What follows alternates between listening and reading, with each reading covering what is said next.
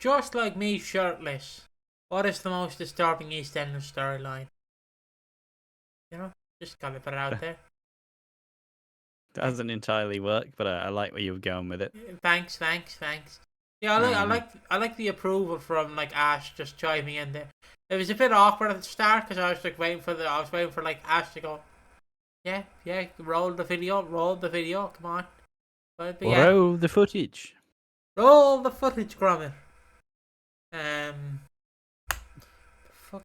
But it's just Sam also, just like me and my shirt off. What is the most disturbing EastEnders storyline? You aren't an EastEnders storyline, are you?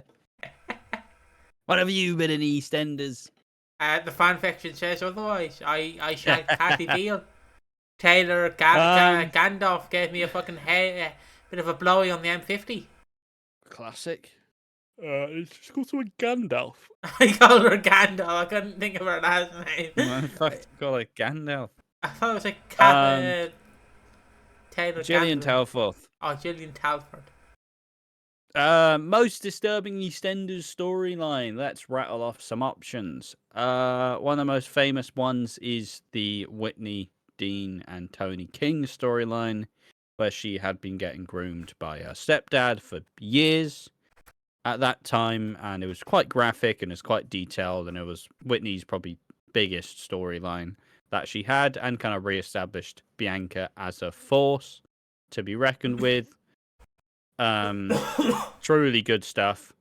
The baby swap, when Ronnie swapped her dead baby James with Kat's baby Tommy. A storyline that was so panned when it initially happened, it got cancelled and quickly retconned out of existence. An interesting portrayal of grief in its own right, but ultimately was probably a bit too dark for EastEnders to do. I know it's not dark, but it's the fucking. The most disturbing thing I've heard behind the scenes is your man getting fucking tailed off by the fucking police, by the immigration police. Your man. Oh, the fucking the head of the Ferraria family getting fucking deported on site. Cause it's just imagining a bunch of bobbies like showing up, just like fucking. Well, there, lad, you assume you don't have your immigration papers? Fuck off, back to your own country. Bro, And we will be deporting you right now. Great. As they play Rule Britannia on repeat as he's been deported across the seven seas. Over the seven seas, not fucking pirate.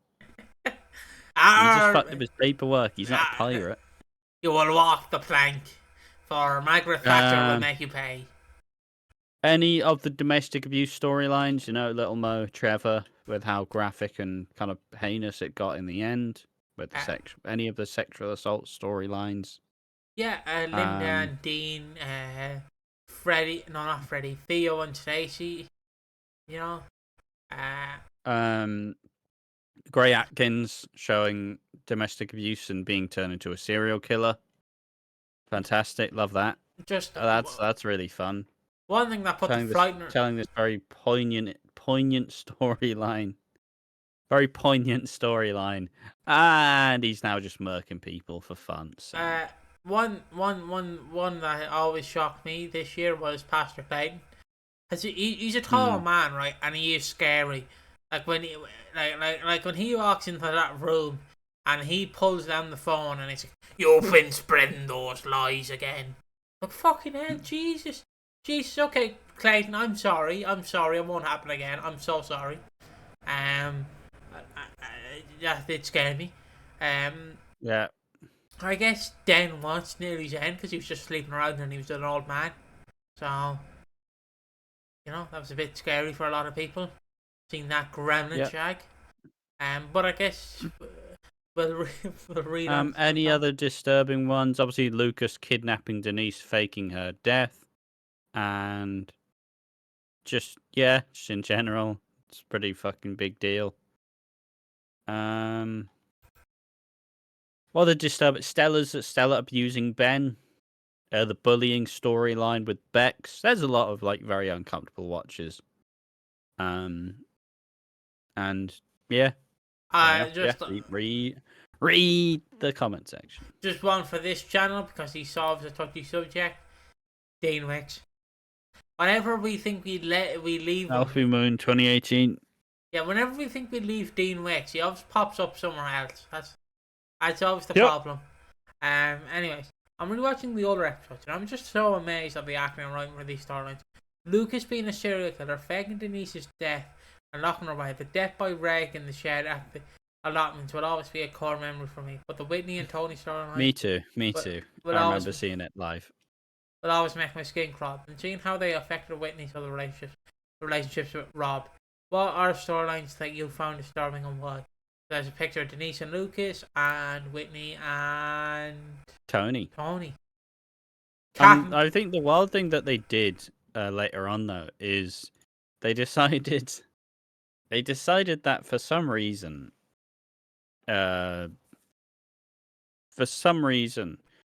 Tony's son Leo was gonna come into Whitney's life, try and get with her, stalk her, try to make her apologize because Tony killed himself in prison, and then tried to make her apologize for her part in it because she led him on. It's like, fucking hell. And then she ended up killing him. 2019 to 2022 EastEnders. Come on. Maybe 2021, but you know. Cat and Harry, the baby swap, we didn't actually see it, but Shabnam being set on fire. Zainab. Oh. Yeah, Zainab. I don't know what the most disturbing. I don't know about most disturbing, but Little Mo / Trevor was a pretty horrifying act. There's so many oh, sorry, give me a second on my eye. There are so many harrowing and horrific moments, but the bathroom scene has stuck with me with the most. Absolutely gut wrenching. Oh my god, that one still hurts when I think about it. Definitely. Keep that. Definitely Whitney and Tony, because that actually happens in real life. Same with Chantel and Gray. Whereas other stories are disturbing but so unrealistic. I find unrealistic to be interesting word for EastEnders. For me, I think as dogs is possible. I don't mind it being a bit unlikely. Yeah, wow, what a novel concept. People not wanting fucking ridiculous realism from EastEnders, when if it was realistic it would be boring as fuck. Yes, I was thinking of the Chantel and Gray story as well Gray in general, with the other murderers too. Definitely Tony and Whitney, as other commenters said. It's how realistic they made it. Him subtly manipulating her, controlling her choices, making her keep it all a secret by having her feel so special. It was really disturbing to watch play out, and actually made me realise that a similar situation occurred to me when I was 17, but I never thought of it as so. I was so nearly an adult then. Okay, I don't know if I should have read that or not, but I hope you are alright. It does feel a bit personal, but yeah. I hope you're alright, Pink Candy Cane 17, all my love are sent to you. Tony and Whitney, I'm the exact same age as Whitney. I never been so creeped out this old man to me at the time was kissing her. It was foiled, but so well done. Especially the reveal, you might be 16 today, but you wasn't yesterday, haunts me. I've heard a lot of Minecraft YouTubers say that in defense in court, but still. Unreasonable. Well, we're on YouTube, we can make the joke. Also heard someone else make that joke, but they're also a paedophile, so who knows? Jesus. It's just a storyline, man. Kinda, I get. Otherwise, the most disturbing thing that happened has got to be Tanya burying Max alive. I kind of think the opposite is happen. Luke. The original poster is referring to Luke's entire serial killing act, not just kidnapping Denise. Honestly, the Yolanda episode was pretty disturbing and actually affected my minutes to stay for a good week afterwards. Fat Boy being crushed to death, we didn't see that, so it can't be. Sean. It is a very graphic way to be killed off. Also, just side note, related to that buried alive moment, it's always like two things I want to say on that. It's always weird in wrestling when I watch a buried alive match.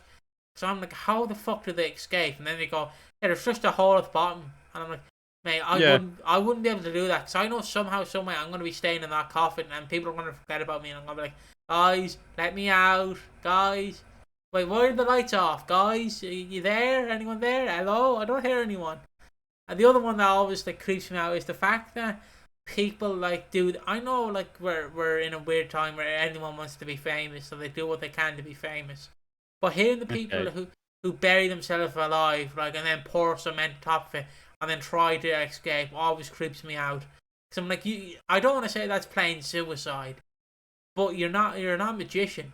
You might do it, and I will be proud if you do it. But fuck me, because I've seen some instances. That's what they're living for. They're living for your approval. Exactly. But you know what I mean? It is like, it's the scariest like thing, seeing a guy being like, Oh yeah, it'd I'm be gonna horrific. escape this coffin. Well, I'm fucking in a coat, the white coat with a fucking cement poured over the coffin and dried.